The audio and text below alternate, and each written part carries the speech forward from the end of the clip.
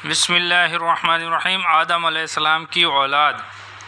یعنی اے ہمارے نبی صلی اللہ علیہ وآلہ وسلم، ہمارے بندوں کو آدم علیہ السلام کی اولاد کا حال سناؤ۔ چنانچہ اس آیات کے تحت میں کتب تفاسیر و تواریخ میں مرقوم ہے کہ حضرت حوا کے 20 حمل ہوئے، جن میں 20 لڑکے اور 20 لڑکیاں، یعنی 40 بچے پیدا ہوئے، اور ہر حمل میں ایک لڑکا اور ایک لڑکی پیدا ہوتی رہی۔ چنانچہ لکھا ہے کہ سب سے پہلے حمل میں قابیل لڑکا اور اکلیمہ لڑکی پیدا ہوئی، اور سب سے آخر میں حمل میں عبد المغیث لڑکا اور امت المغیث لڑکی پیدا ہوئی۔ پھر اللہ تعالیٰ نے آدم علیہ السلام کی نسل میں برکت عطا فرمائی، یعنی اولاد کے ہاں اولاد پیدا ہونی شروع ہوئی، جس کی کثرت کے بارے میں لکھا ہے کہ آدم علیہ السلام کے پاس جب موت کا فرشتہ آیا ہے تو اس وقت آپ کی میت کے ارد گرد 40,000 مرد و عورت آپ کی اولاد میں سے موجود تھے۔ نیز یہ بھی لکھا ہے کہ حضرت حوا کو ہر 2 سال کے بعد حمل رہتا تھا، اور مدت حمل 10 مہینے کی ہوتی تھی۔ یہ بھی آیا ہے کہ آدم علیہ السلام کی شریعت میں بہن بھائی کا نکاح جائز تھا، البتہ اتنا حکم ضرور تھا کہ جس لڑکے کے ساتھ جو لڑکی پیدا ہوتی تھی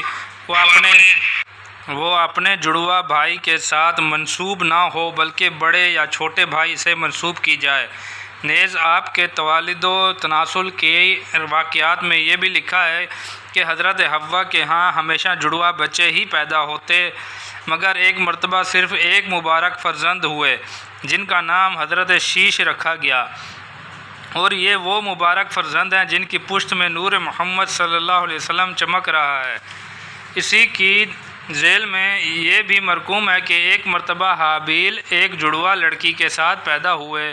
نیز حضرت حوا کو ہمیشہ بچہ پیدا ہوتے وقت اسی طرح درد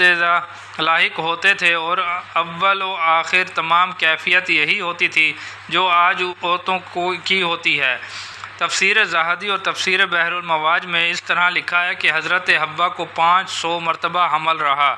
اور ہر حمل میں ایک لڑکا ایک لڑکی جڑواں پیدا ہوئے، لیکن شیش علیہ السلام جد الانبیاء تنہا پیدا ہوئے۔ نیز ہر لڑکے کو اختیار حاصل ہوتا تھا کہ وہ جون سی لڑکی کو چاہتا تھا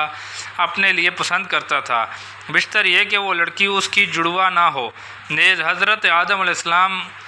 حوا کی جس قدر اولاد ہوئی وہ ان کے سامنے سب زندہ و سلامت رہی، صرف ایک حابیل فرزند ضرور قابیل کے ہاتھوں شہید ہوئے۔ جب حابیل اور قابیل جوان ہو گئے، نیز اکلیمہ اور لبوز ان کی دونوں بہنیں بھی سن بلوغ کو پہنچ گئی، تو حضرت آدم علیہ السلام نے اکلیمہ کا نکاح حابیل کے ساتھ اور لبوزہ کا قابیل کے ساتھ تجویز کیا۔ لبوزہ زیادہ خوبصورت نہ تھی، لیکن اکلیمہ نہایت خوبصورت تھی، اس لیے قابیل حضرت آدم علیہ السلام کی تجویز کا مخالف ہوا اور والد ماجد سے کہا کہ میری خوبصورت بہن مجھ کو دی جائے اور حابیل کی بدصورت بہن حابیل کو دی جائے، اور چونکہ میں بڑا ہوں اس لیے میری بات بڑی کی جائے۔ اس پر حضرت آدم علیہ السلام نے فرمایا کہ قابیل اے نور عین، دیکھو حکم خداوندی اسی طرح ہے کہ اکلیمہ حابیل کو دی جائے اور لبوزہ تمہیں دی جائے۔ اے فرزند، مجھے اس معاملے میں کچھ اختیار حاصل نہیں ہے، اور نہ میں حکم خداوندی میں کسی قسم کا تغیر و تبدل کر سکتا ہوں۔ یہ سن کر قابیل سخت غصے میں آ کر کہتا ہے کہ بس تو معلوم ہوا کہ آپ حابیل کو زیادہ چاہتے ہیں اور مجھے نہیں چاہتے، جبھی آپ حابیل کو خوبصورت لڑکی دیتے ہیں اور مجھے بدصورت۔ یہ سن کر آدم علیہ السلام نے پھر فرمایا کہ اے فرزند، باپ کا کہنا مانو اور جو حکم خداوندی ہے اسے خوشی سے قبول کرو، ورنہ پچھتاؤ گے۔ اور خیر اچھا، اگر تم میرے کہے کو باور نہیں کرتے ہو تو تم اور حابیل دونوں مل کر خدا تعالیٰ کے نام کی قربانیاں کرو، جس کی قربانی قبول ہو جائے اسی کو اکلیمہ حوالے کر دی جائے گی۔ قربانی اور اس کی مقبولیت کا اس وقت یہ قاعدہ تھا، جن چیزوں کو قربان کرنا مقصود ہوتا تھا انہیں ایک پہاڑ پر رکھ دیا کرتے تھے اور پھر پیغمبر سے دعا کراتے تھے، اسی وقت ایک آگ آسمان سے آ جاتی تھی اور مقبولہ قربانی کو لے جاتی تھی اور غیر مقبولہ چھوڑ جاتی تھی۔ چنانچہ ایسا ہی کیا گیا اور حسب ذیل قربانیاں پہاڑ پر رکھی گئی۔ حابیل کے ہاں بہت سے دمبے پلے ہوئے تھے، جن میں سے حابیل نے ایک جوان خوبصورت دمبا اور تھوڑا دودھ اور مکھن پہاڑ پر لے جا کر رکھا، اور نیت یہ کی کہ اگر میری قربانی اللہ تعالیٰ کی درگاہ میں قبول نہ ہوئی تو میں اکلیمہ سے دستبردار ہو جاؤں گا اور مجھے حکم الہی قبول کرنے میں ذرا تامل نہ ہوگا۔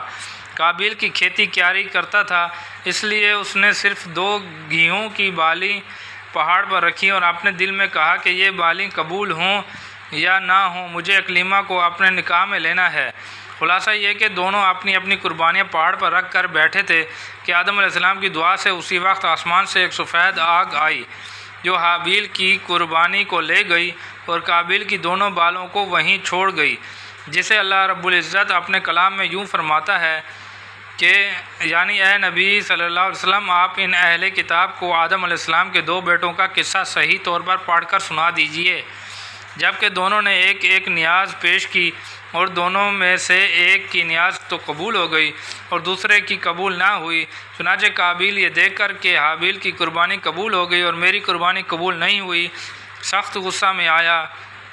اور حابیل کی عداوت اس کے دل میں جوش مارنے لگی۔ چنانچہ قابیل نے حابیل سے کہا، جسے قرآن مجید یوں نقل فرماتا ہے، قال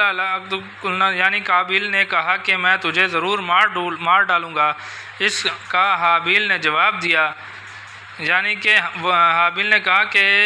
خدائے تعالیٰ پرہیزگاروں کا ہی عمل قبول فرماتا ہے، اور اگر تو میرے قتل کے لیے مجھ پر دست درازی کرے گا تب بھی میں تجھ پر تیرے قتل کرنے کے لیے ہرگز دست درازی کرنے والا نہیں ہوں۔ تحقیق میں تو عالموں کے پروردگار اللہ تعالیٰ سے ڈرتا ہوں۔ الغرض حابیل چونکہ پرہیزگار اور اللہ سے ڈرنے والے تھے، اس لیے انہوں نے یہی کہا کہ تو برا ارادہ بھی رکھے تو بھی میں تیرے جواب میں برائی نہ کروں گا، اور میرا ایمان جزا اور سزا پر اتنا مضبوط ہے کہ یعنی حابیل نے کہا کہ میں تو یہ چاہتا ہوں کہ تو میرے اور اپنے گناہ سب اپنے سر رکھ لے، پھر تو دوزخیوں میں شامل ہو جائے، اور ظلم کرنے والوں کی یہی سزا ہوتی ہے۔ بہرحال قابیل نے یہ دیکھ کر حابیل کی قربانی قبول ہوئی اور میری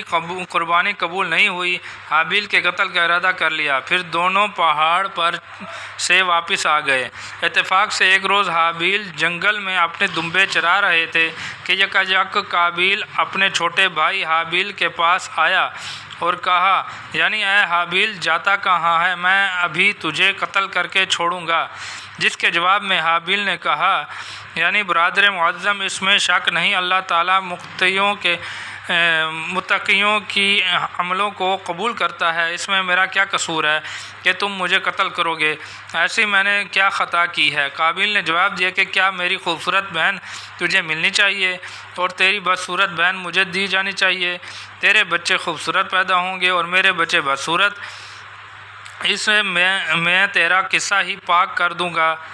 یہ سن کر حابیل پیارے نے اپنے بڑے بھائی قابیل سے کہا کہ حکم الہی آسمان سے یوں آیا ہے، پھر اس میں مجھے اور تمہیں دم مارنے کی کیا مجال ہے؟ قابیل نے کہا، اچھا، سب معلوم ہو جائے گا۔ اس کے بعد قابیل نے پختہ ارادہ کر لیا کہ حابیل کو قتل کر دے، اور چنانچہ قتل کر ڈالا، جسے مولا کریم یوں نقل فرماتا ہے، یعنی سو اس کے دل نے اس کو اپنے بھائی کے قتل پر آمادہ کر دیا اور پھر اس کو قتل ہی کر ڈالا، جس سے وہ بڑے نقصان اٹھانے والوں میں شامل ہو گیا۔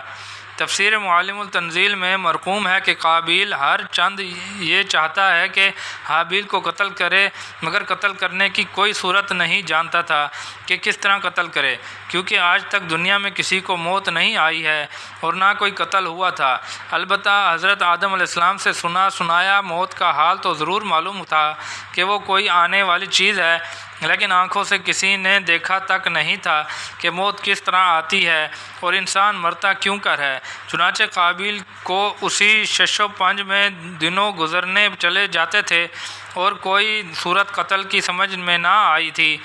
ابلیس لعین نے دیکھا کہ قابیل یہ چاہتا ہے کہ حابیل کو قتل کر دے، مگر اسباب قتل میں حیران ہے کہ کس طرح قتل کرے۔ ابلیس فوراً آدمی کی صورت میں آیا اور ایک مرغ اپنے ہاتھ میں لایا،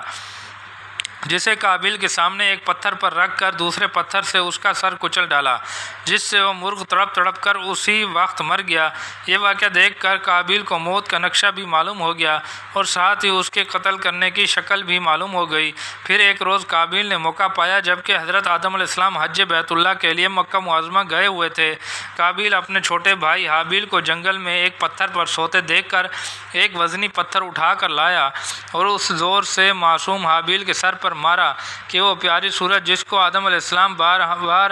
اپنی گود میں بٹھا کر پیار کرتے تھے، وہ شیشے کی طرح چور چور ہو گئی اور نور عین